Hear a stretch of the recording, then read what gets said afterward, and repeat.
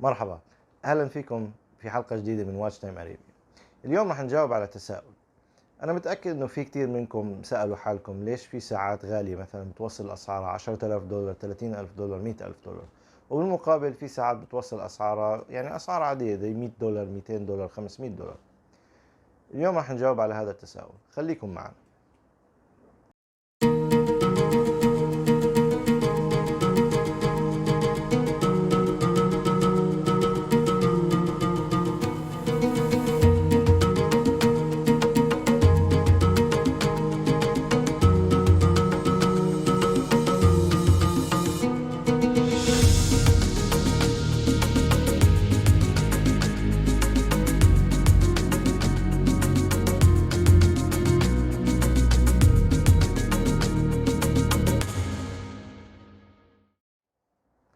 أهلا فيكم مرة تانية.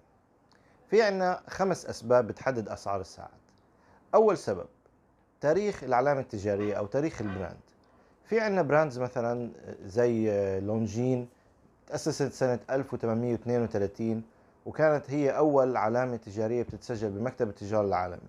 في عنا علامات تانية زي مثلا باتيك فيليب تأسست سنة 1839، إيلانجي أونزون تأسست سنة 1845. طبعا هاي البراندز لها تاريخ عريق، فالتاريخ هذا بيعطيك زي الاسم بيعطي له زي برستيج، يعني طبعا لما انت لما شخص يشتري ساعة بهذا الاسم. طبعا مش بس الاسم بيأثر، الاسم والإنجازات تبعت البراند نفسه في عالم الساعات. يعني مثلا رولكس هي براند تعتبر جديدة نسبيا على عالم الساعات، لأنه هي تأسست سنة 1915. مع ذلك رولكس تعتبر من الساعات الغالية والمميزة جدا في عالم الساعات. هذه لأنه الرولكس مثلا البراند تبع الرولكس عملوا إنجازات كبيرة بعالم الساعات، زي إنه مثلا الرولكس هم أول ساعة كانت ووتر بروف أو ضد الماء، فهذا بيعطيها نوع من التميز بعالم الساعات. السبب الثاني هو المعدن اللي مصنوعة منه الساعة. في كتير ساعات مثلا مصنوعة من الذهب الخالص، عيار سواء 18 قيراط أو 24 قيراط.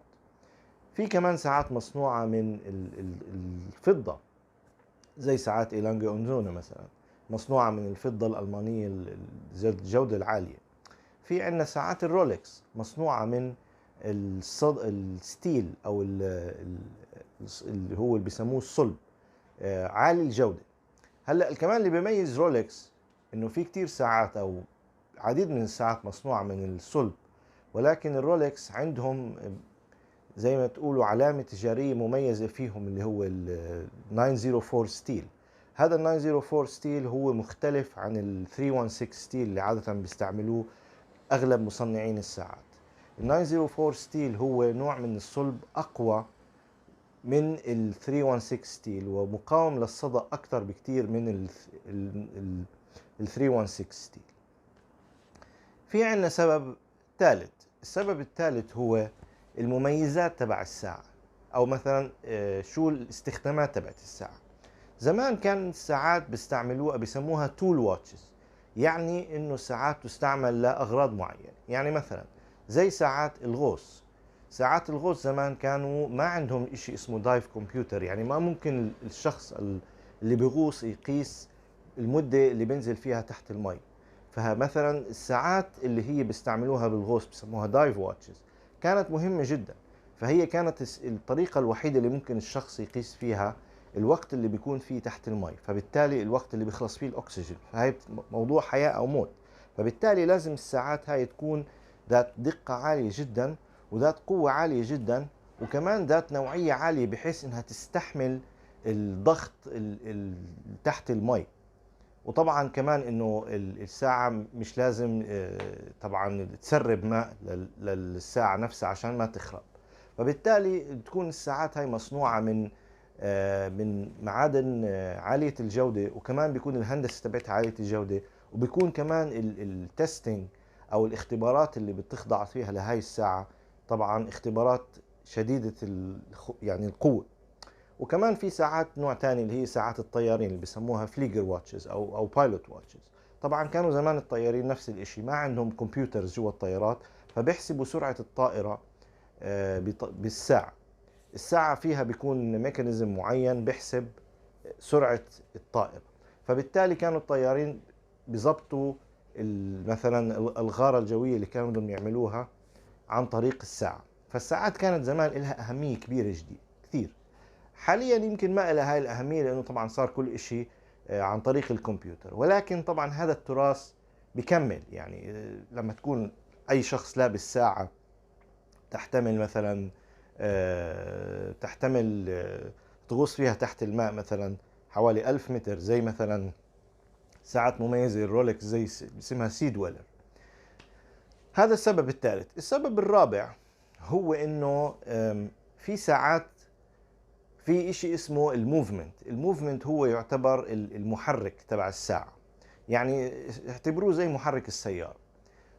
في محرك بسموه الكوارتز اللي هو بيعتمد على البطارية، يعني الساعة بتشتغل على البطارية. في ساعات بيشتغلوا على حركة اليد تبع الشخص اللي بيلبس الساعة، اللي بيسموها الاوتوماتيك واتشز، وهاي بتكون شوي معقدة أكثر من الساعات اللي بتشتغل على البطارية. طبعا في اشي زي ما حكينا اسمه الموفمنت. الموفمنت هذا ممكن شركة الساعات تاخذ الموفمنت هذا من شركات بتعمل موفمنت، زي شركات زي ايتا او فالجو او ميوتا. في شركات كثير سواء يابانية او سويسرية بتعمل الموفمنت وبتعطيها للساعات الثانية او بتبيعها لمصنعين الساعات. بس طبعا في مصنعين ساعات ما برضوا انه هم يشتروا الموفمنت من شركة ثانية، لانه هذا ممكن يعرض موضوع الكواليتي عندهم او الجودة، لانه ما بيكون عندهم تحكم على الموفمنت. لما يجيبوا موفمنت من شركة تانية ما بيكونوا بيعرفوا شو هو الجودة اللي هي جاي من الشركة التانية. فبالتالي في ساعات مثلا زي رولكس بيصنعوا الساعة كلها، يعني كل مكونات الساعة بتكون مصنوعة جوا الشركة نفسها أو جوا المصنع نفسه. فهذا طبعا بيزيد من غلاء الساعة أو وبعطيها برستيج أكتر طبعا. فهذا واحد من الأسباب الغلاء، اللي هو بسموها سواء ان هاوس موفمنت، يعني كانت الموفمنت تبع الشركة نفسها، أو اكسترنال أو موفمنت من شركة ثانية. السبب الخامس يكاد يكون خفي، يعني مش سبب معروف. يمكن انه هو مثلا اللي هو مثلا ساعات اللي بيعتبروها ساعات اللي هي انفستمنت او استثمار. يعني مثلا معروف انه ساعة الرولكس من احسن الساعات اللي ممكن الشخص يستثمر فيها. طبعا هي بتحافظ على سعرها، لانه زي ما حكينا المعادن او الماتيريال المصنوعة منه هاي الساعات معمولة بحيث انها يعني تقاوم الصدأ وتقاوم عوامل الجو وتقاوم الرطوبة وتقاوم الماء. وطبعا مش بس لسنة او سنتين، هذه الساعات ممكن تضل مع الواحد عمر، يعني مثلا 10 سنين او 20 سنة او 30 سنة. هذه الساعات عادة تورث. في كتير ناس بيورثوا ساعاتهم لاولادهم. فهذه الساعات فعلا بتحافظ على نفسها اذا طبعا عملنا لها سيرفيس، زي السيارات كيف واحد ممكن يعملها سيرفيس. الساعة لازم تعملها سيرفيس كل 3 أو 4 سنين، بتغيروا يعني مكونات بسيطة، وهذا بيساعد انه الساعة تحافظ على عمرها لفترات طويلة، يعني تبلغ عشرات السنين. طبعا كمان في سبب ضمن هذا السبب نفسه، وهو الموديلات اللي هي بسموها discontinued او توقف انتاجها.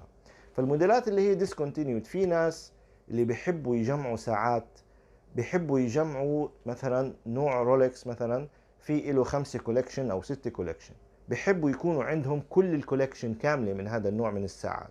فبالتالي هدول الاشخاص ممكن يدفعوا اسعار او ممكن يدفعوا مبالغ اعلى من سعر الساعة الاصلي، فهذا عادة بيخلي الساعة سعرها يطلع. بتهيألي احنا حكينا عن كل الاسباب اللي بتحدد اسعار الساعات، ويا ريت يعني تكونوا استمتعتوا بهالفيديو واستفدتوا منه. واذا كنتوا استفدتوا منه يا ريت تعملوا لايك وسبسكرايب للقناة وشير طبعا للفيديو.